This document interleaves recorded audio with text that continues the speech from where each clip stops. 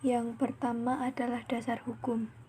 Dasar hukum pengenaan bea materai adalah Undang-Undang Nomor 10 Tahun 2020 yang berlaku sejak tanggal 1 Januari 2021. Yang kedua, prinsip umum pemungutan atau penggunaan bea materai. Yang pertama, bea materai dikenakan atas dokumen yang merupakan pajak atas dokumen. Yang kedua, satu dokumen hanya terutang satu bea materai. Yang ketiga, rangkap atau tindasan yang ikut ditandatangani terutang bea materai sama dengan aslinya. Selanjutnya adalah pengertian-pengertian. Yang pertama, bea materai adalah pajak atas dokumen yang terutang sejak saat dokumen tersebut ditandatangani atau dokumen tersebut selesai dibuat atau diserahkan kepada pihak lain bila dokumen tersebut hanya dibuat oleh satu pihak. Yang kedua, dokumen adalah kertas yang berisikan tulisan yang mengandung arti dan maksud tentang perbuatan, keadaan, atau kenyataan bagi seseorang dan atau pihak-pihak yang berkepentingan. Yang ketiga, benda materai adalah materai tempel dan kertas materai yang dikeluarkan oleh Pemerintah Republik Indonesia. Yang keempat, pemeteraian kemudian adalah suatu cara pelunasan bea materai yang dilakukan oleh pejabat pos atas permintaan pemegang dokumen yang bea materainya belum dilunasi sebagaimana mestinya. Selanjutnya adalah objek bea materai. Objek bea materai dikenakan atas 1. Dokumen yang dibuat sebagai alat untuk menerangkan mengenai suatu kejadian yang bersifat perdata. Yang kedua, dokumen yang digunakan sebagai alat bukti di pengadilan. Yang ketiga, dokumen yang bersifat perdata meliputi surat perjanjian, surat keterangan, surat pernyataan, atau surat lainnya yang sejenis, beserta rangkapnya, akta notaris beserta gros, salinan, dan kutipannya, akta pejabat pembuat akta tanah beserta salinan dan kutipannya, serta surat berharga dengan nama dan dalam bentuk apapun. Yang keempat, dokumen transaksi surat berharga, termasuk dokumen transaksi kontrak berjangka dengan nama dan dalam bentuk apapun. Yang kelima, dokumen lelang yang berupa kutipan risalah lelang, minuta risalah lelang, salinan risalah lelang, dan gros risalah lelang. Yang keenam, dokumen yang menyatakan jumlah uang dengan nilai nominal lebih dari 5 juta rupiah yang menyebutkan penerimaan uang atau berisikan pengakuan bahwa utang seluruhnya atau sebagiannya telah dilunasi atau diperhitungkan. Yang ketujuh, dokumen lain yang ditetapkan dengan peraturan pemerintah. Yang selanjutnya, yang tidak dikenakan bea materai atau bukan objek bea materai. Yang pertama, dokumen yang berupa antara lain surat penyimpanan barang, konosemen, surat angkutan penumpang dan barang, keterangan pemindahan yang dituliskan di atas dokumen sebagaimana dimaksud dalam huruf A, B, dan C, bukti pengiriman dan penerimaan barang, surat pengiriman barang untuk dijual atas tanggungan pengiriman, serta surat-surat lainnya yang dapat disamakan dengan surat-surat di atas. Yang kedua, segala bentuk ijazah. Yang ketiga, tanda terima gaji, uang tunggu, pensiun, uang tunjangan, dan pembayaran lainnya yang ada kaitannya dengan hubungan kerja serta surat-surat yang diserahkan untuk mendapatkan pembayaran itu. Yang keempat, tanda bukti penerimaan uang negara dari kas negara, kas pemerintah daerah, dan bank. Yang kelima, kwitansi untuk semua jenis pajak dan penerimaan lainnya yang dapat disamakan dengan itu dari kas negara, kas pemerintah daerah, dan bank. Yang keenam, tanda penerimaan uang yang dibuat untuk keperluan intern organisasi.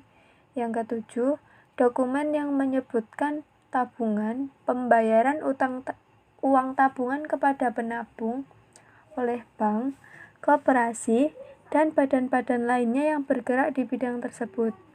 Yang kedelapan, surat gadai yang diberikan oleh perum pegadaian.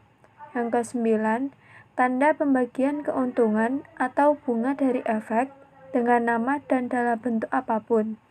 Yang ke-10 atau yang terakhir, dokumen yang diterbitkan atau dihasilkan oleh Bank Indonesia dalam rangka pelaksanaan kebijakan moneter.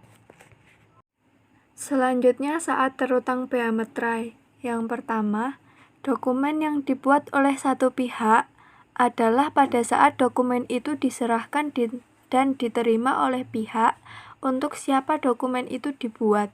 Jadi bukan pada saat ditandatangani. Misalnya, kwitansi, cek, dan dokumen lelang. Yang kedua, dokumen yang dibuat oleh lebih dari satu pihak adalah pada saat dokumen itu telah selesai dibuat, yang ditutup dengan pembubuhan tanda tangan dari yang bersangkutan. Misalnya, surat perjanjian jual beli, akta notaris beserta gros, akta pejabat pembuat akta tanah beserta salinannya. Yang ketiga, dokumen yang diajukan ke pengadilan untuk dokumen yang digunakan sebagai alat bukti di pengadilan. Yang keempat, dokumen yang dibuat di luar negeri adalah pada saat digunakan di Indonesia. Bea materai yang terutang dilunasi dengan cara pemeteraian kemudian. Selanjutnya adalah tarif bea materai. Nilai bea materai terutang dengan tarif tetap sebesar Rp10.000 sejak tanggal 1 Januari tahun 2021. Selanjutnya adalah pihak yang terutang bea materai.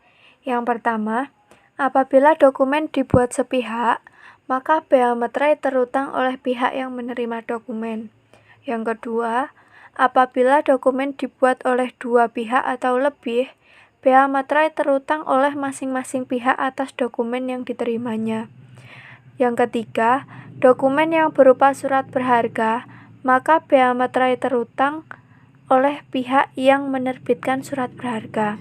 Yang keempat, bea materai juga terutang oleh pihak yang menerima atau pihak yang mendapat manfaat dari dokumen, kecuali pihak atau pihak-pihak yang bersangkutan menentukan lain.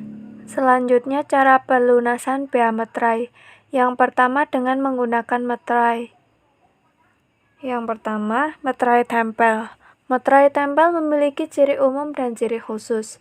Ciri umum paling sedikit memuat gambar lambang negara Garuda Pancasila, frasa materai tempel, dan angka yang menunjukkan nilai nominal. Selain memiliki ciri umum, materai tempel juga memiliki ciri khusus sebagai unsur pengaman yang terdapat pada desain, bahan, dan teknik cetak yang dapat bersifat terbuka, semi tertutup, dan tertutup. Ketentuan lebih lanjut mengenai penentuan ciri umum dan ciri khusus pada materai tempel, serta pemberlakuannya diatur dalam Peraturan Menteri. Yang kedua adalah materai elektronik. Materai elektronik memiliki kode unik dan keterangan tertentu yang diatur dalam Peraturan Menteri.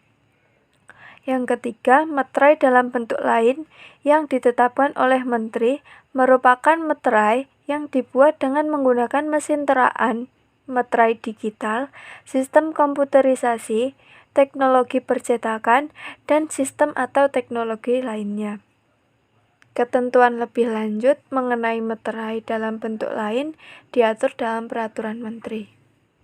Yang kedua adalah cara pelunasan bea materai dengan menggunakan surat setoran pajak. Pembayaran bea materai juga dapat dilakukan dengan menggunakan surat setoran pajak dalam hal mekanisme. Pembayaran bea materai dengan menggunakan materai dianggap tidak efisien atau bahkan tidak memungkinkan. Misalnya, untuk dokumen yang akan digunakan sebagai alat bukti di pengadilan dalam jumlah besar, yang pembayarannya melalui pemeteraian kemudian, sebagaimana yang diatur dalam undang-undang ini, pemberian alternatif dalam pembayaran bea materai ini dimaksudkan untuk memberikan kemudahan dalam pembayaran bea materai. Selanjutnya adalah pemeteraian kemudian. Pemeteraian kemudian adalah suatu cara pelunasan bea materai yang dilakukan oleh pejabat pos atau permintaan pemegang dokumen yang bea materainya belum dilunasi sebagaimana mestinya. Pemeteraian kemudian dilakukan atas 1. Dokumen yang akan digunakan sebagai alat pembuktian di muka pengadilan. 2. dokumen yang bea materainya tidak atau kurang dilunasi sebagaimana mestinya.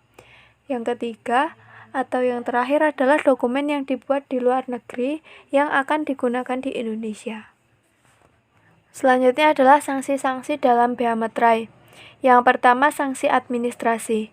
Apabila dokumen tidak atau kurang dilunasi bea materai sebagaimana mestinya, maka akan dikenakan denda administrasi sebesar 100% dari bea materai yang tidak atau kurang dibayar. Yang kedua, sanksi pidana.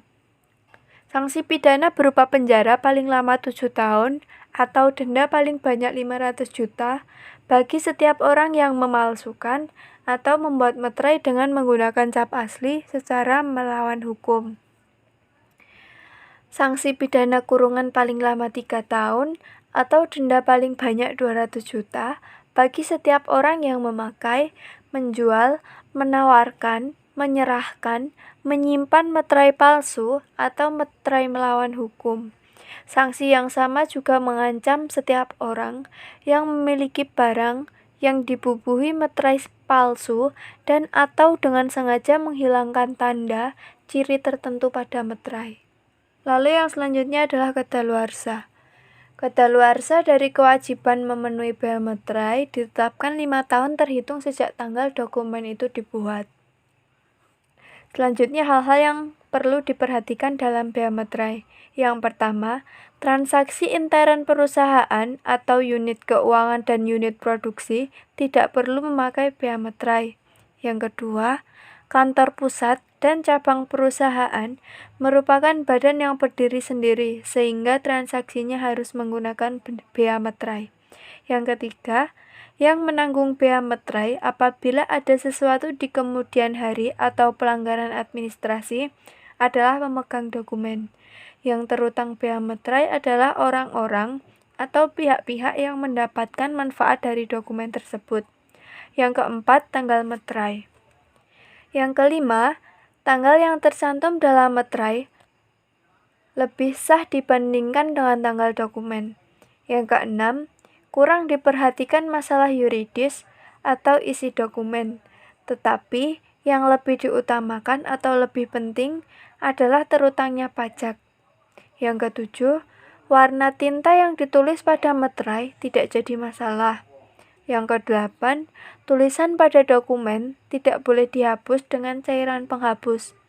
Kalau ada kesalahan, maka lebih baik dicoret atau dituliskan yang benar. Yang kesembilan, tambahan untuk pasal 7 ayat 8. Kertas biasa yang dipakai untuk lembaran berikutnya tidak perlu memakai materai lagi. Yang ke-10, mikrofilm perlakuannya bisa dianggap sebagai fotokopi dokumen. Seperti juga batch dalam komputer, tidak terutang bea materai. Yang ke-11, tindasan dengan kertas karbon sama dengan fotokopi, tidak terutang bea materai, karena rangkap atau tindasan tersebut tidak ikut ditandatangani secara asli. Kalau misalkan fotokopi atau tindasan tersebut ditandatangani lagi dengan tanda tangan asli, maka terutang bea materai lagi. Yang terakhir, penggunaan dokumen yang dibuat di luar negeri, misalnya dokumen tersebut dibuat di Singapura yang akan digunakan sebagai dokumen di Indonesia. Maka, jika belum ada bea materainya, dimeteraikan dulu di Indonesia dengan cara pemeteraian kemudian. Tetapi, jika sudah ada meterainya, diberi meterai lagi dengan cara pemeteraian kemudian. Jadi, terdapat 2 meterai, dari Singapura dan dari Indonesia.